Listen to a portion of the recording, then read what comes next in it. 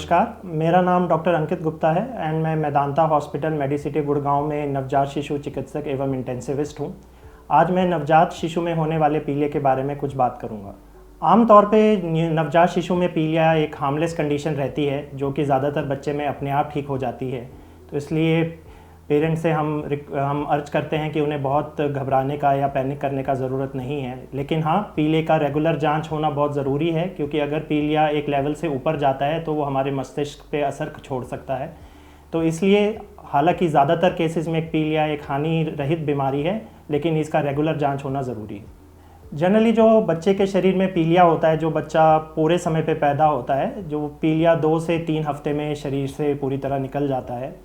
यही चीज़ जो बच्चा समय से पूर्व पैदा होता है यानी समय से पहले पैदा होता है, उसमें 3 से 4 हफ्ते तक ले सकता है। हालांकि यह पाया गया है कि थोड़ा बहुत पीलिया 1 से 2 महीने तक भी चल सकता है। लेकिन मैं फिर से यह बात दोहराना चाहूँगा कि ज़्यादातर केसेस में ये हानि रहित रहता है और इसके बहुत साइड इफ़ेक्ट नहीं होते, तो बहुत घबराने का बात नहीं है। ज़्यादातर पीलिया, जैसे कि मैंने कहा कि 2 से 3 हफ्ते में अपने आप शरीर से कम हो जाता है और निकल जाता है और ठीक हो जाता है। लेकिन जब कुछ कंडीशंस में पीलिया बहुत ज़्यादा होता है और एक लेवल से ऊपर जाता है तो हमें उसका इलाज करना बहुत ज़रूरी है। जैसे कि मैंने पहले भी कहा कि एक लेवल से ज़्यादा पीलिया कुछ केसेस में हमारे दिमाग पे असर छोड़ सकता है, तो ऐसे केसेस में हमें ट्रीटमेंट का ज़रूरत पड़ता है। तो ट्रीटमेंट के हमारे पास 2 ऑप्शन रहते हैं। तो पहला ऑप्शन है कि बच्चे को नीले रोशनी के अंदर रखना, जिसको हम मेडिकल भाषा में फ़ोटोथेरेपी कहते हैं।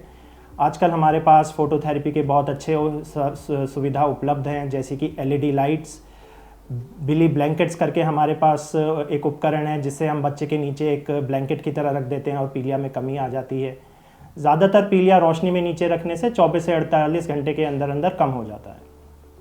कुछ केसेस में, हालांकि अब आजकल ये बहुत रेयरली यूज़ होता है, कुछ केसेस में अगर जॉन्डिस बहुत ज़्यादा है और ऑलरेडी बच्चे के दिमाग पे असर छोड़ चुका है, तो हम बच्चे के खून को बदलते हैं, जिसे हम मेडिकल भाषा में एक्सचेंज ट्रांसफ्यूज़न कहते हैं।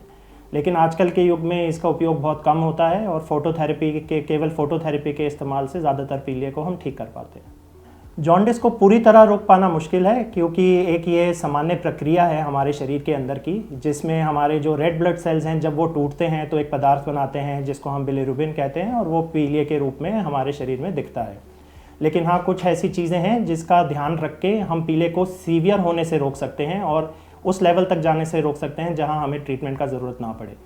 उसमें सबसे ज़रूरी है कि माँ रेगुलर फीडिंग बच्चे को कराए। अगर माँ अपना स्तनपान करा रही है तो हम रिकमेंड करते हैं कि 8 से 10 बार कम से कम स्तनपान कराए, और अगर ऊपर का दूध दे रहे हैं तो हर 2 से 3 घंटे पे बच्चे को दूध दें।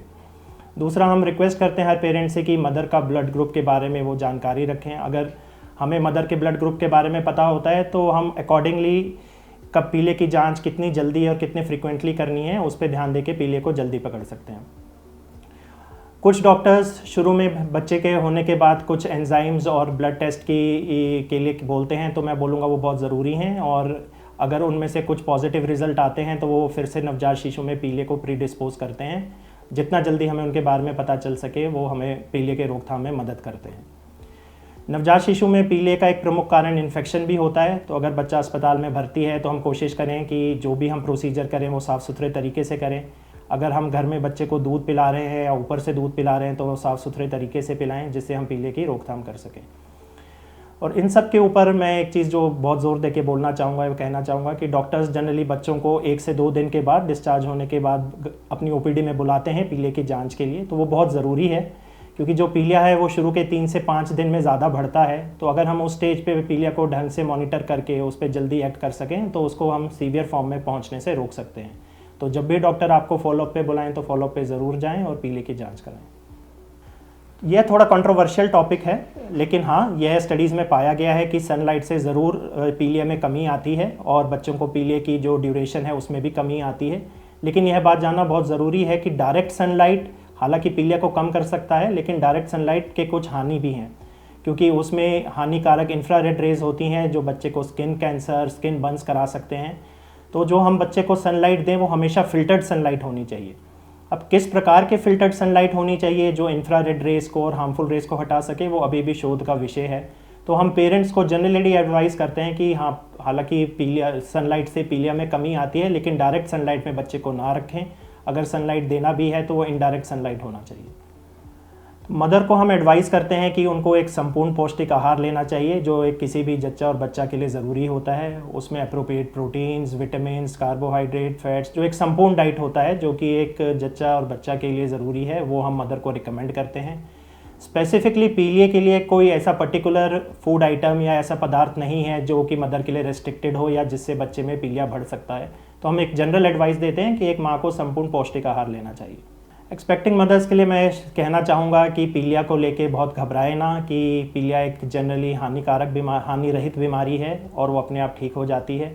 जो बच्चा होने से पहले वो कुछ प्रिकॉशन ले सकती हैं, उसमें एक ज़रूरी चीज़ है कि अपना ब्लड ग्रुप का पता करके रखें, कि जिससे कि हम बच्चे के जन्म के बाद अगर कोई ब्लड ग्रुप ऐसा है कि जिसमें पीलिया ज़्यादा होने का डर रहता है, तो हम बच्चे का पीलिया जल्दी पकड़ सकें और उस पर एक्ट कर सकें।